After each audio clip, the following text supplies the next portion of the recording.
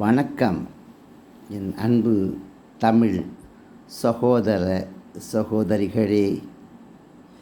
உங்கள் அனைவருக்கும் மீண்டும் நான் என் அன்பு வணக்கத்தை தெரிவித்துக்கொண்டு, நீங்கள் இந்த புதுமை தமிழ் என்னும் யூடியூப் சேனலை சப்ஸ்கிரைப் செய்து பார்த்து கொள்ளுங்கள். புதுமை தமிழ் என்னும் இந்த யூடியூப் உங்களுக்கு நிறைந்த விளக்கத்தை கொடுக்கும். புதுமை தமிழ் என்னும் இந்த புதிய தமிழை எப்படி 21 எழுத்துக்களிலே நம் தமிழை நம் தமிழ் மக்கள் எளிமையாக படித்து உணர்ந்து அறிந்து தெரிந்து மிகவும் எளிதாக தமிழை கற்றுக்கொள்ளும் ஒரு வழியாக 21 எழுத்துக்களை மட்டுமே வைத்து தமிழை நாம் எழுதும் முறையை தெரிந்து கொள்ளுங்கள். நம் வருங்கால சந்ததிகளான நம் தமிழ் மக்கள் அனைத்து மொழியையும் கற்றுக்கொள்ளும் தகுதியும் திறமையும் படைத்தவர்கள். அவர்கள் அத்தனை மொழிகளையும் கற்றுக்கொள்ளும் திறமையையும் கற்றுக்கொள்ளும் முன்பாக நம் தாய்மொழியாம் தமிழ் மொழியை தெளிவுற கற்றுக்கொள்ள மிக மிக சிறந்த வழியான இந்த 21 எழுத்து தமிழை 21 எழுத்துக்களை மட்டுமே வைத்து 246 எழுத்துக்களையும் எழுதிட முடியும் என்பதை கண்டறிந்து உங்களுக்கு கொடுத்துள்ளேன். உலகத் தமிழ் மக்களுக்கு கொடுத்துள்ளேன். என் அன்பு சகோதர சகோதரிகளே, உலகத் தமிழ் மக்களே, உங்கள் அனைவருக்கும் என்னுடைய வணக்கத்தை தெரிவித்து கொண்டு வாழ்த்துக்களையும் தெரிவித்து இந்த உண்மையை உங்களிடம் நான் மிகவும் ஆர்வத்துடன் கூறிக்கொள்கின்றேன். 21 எழுத்திலே தமிழா? என்னை நம்பாதவர்கள் எத்தனையோ பேர். என் மீது நம்பிக்கை வைத்து அதை காட்டச் சொல்லி கேட்டவர்கள் நிறைய பேர். காட்டியிருந்தால் நான் இதை இப்பொழுது உங்களிடம் பேசியிருக்க முடியாது. இதை நான் கண்டுபிடித்த தமிழ் என்று 27 வருடங்கள் ஆராய்ந்து எப்படி ஏனும் தமிழ் மொழியை மிக மிக குறைந்த எழுத்துக்கள் ஆக்கிட வேண்டும் என்னும் ஆர்வத்திலே நான் ஆசைப்பட்டு என்னுடைய வருங்கால தமிழ் மக்கள் எல்லாம் வெகு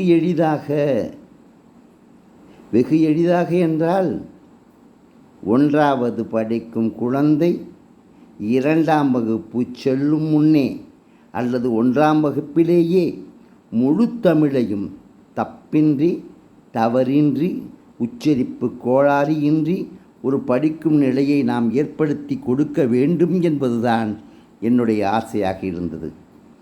அந்த ஆசை நிறைவேறியது.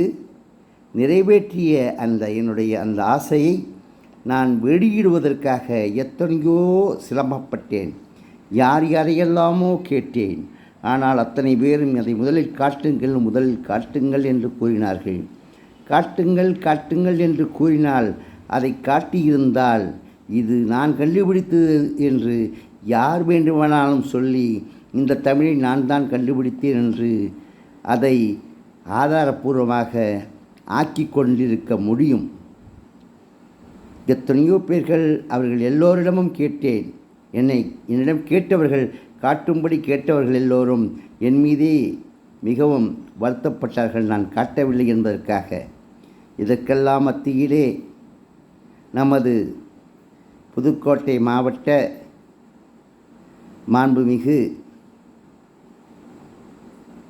பாராளுமன்ற உறுப்பினர் MM அப்துல்லா அவர்களிடம் கூறிய பொழுது, யார் கண்டுபிடித்தது என்றார்கள். நான் தான் கண்டுபிடித்திருக்கின்றேன் என்றேன்.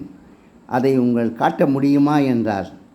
இல்லை, அதை நான் யாரிடம் காட்டினால் அந்த எழுத்துக்கு உரியவன் நானாக இருக்க முடியாது என்பதினால் நான் அதை யாரிடமும் காட்டாமல் ரகசியம் காத்து கொண்டிருக்கின்றேன் என்றேன். பரவாயில்லை, நீ தான் கண்டுபிடித்தா என்றார். ஆமாம் என்றேன்.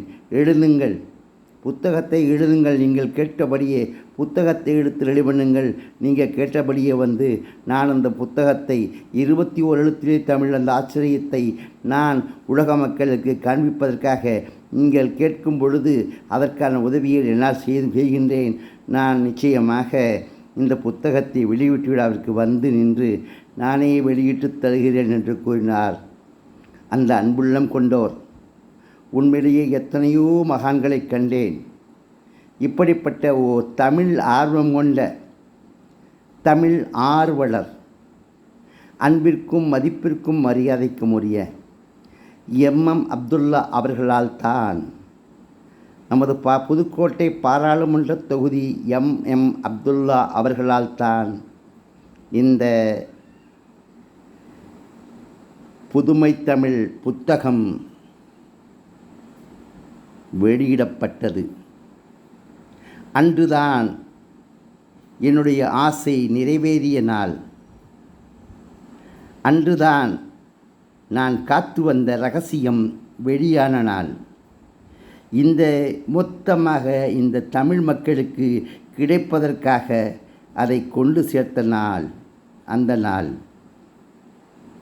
அப்படிப்பட்ட அந்த அன்பருடைய அந்த உதவியினால் இன்றைய இந்த புத்தகம் உங்கள் முன் பார்வைக்கு வந்துவிட்டது.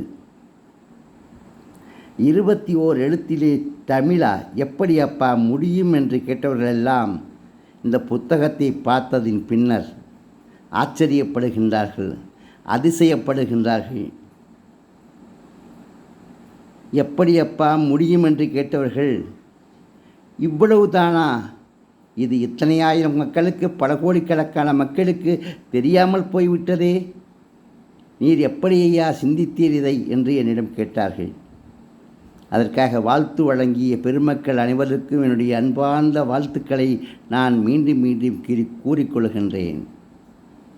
என்னை வாழ்த்திய அன்பு திருவுள்ளங்களுக்கு என்னுடைய வாழ்த்துக்களை நான் திரும்பவும் கூறிக்கொள்கின்றேன்.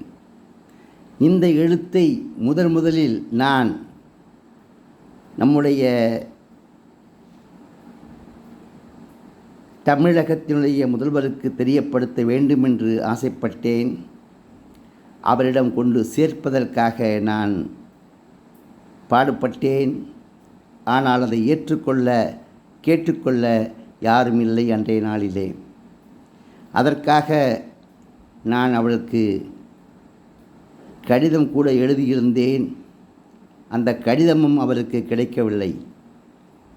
3 வருடங்களுக்கு பின்னர் நமது மதிப்பிற்குரிய அன்பு பாராளுமன்ற உறுப்பினர், புதுக்கோட்டை தொகுதியினுடைய பாராளுமன்ற உறுப்பினர் அப்துல்லா அவர்கள் மூலமாக வெளிவந்தது எனக்கு மிகுந்த மகிழ்ச்சி அளிக்கின்றது. நீங்கள் இதை பார்க்க வேண்டுமென்றால்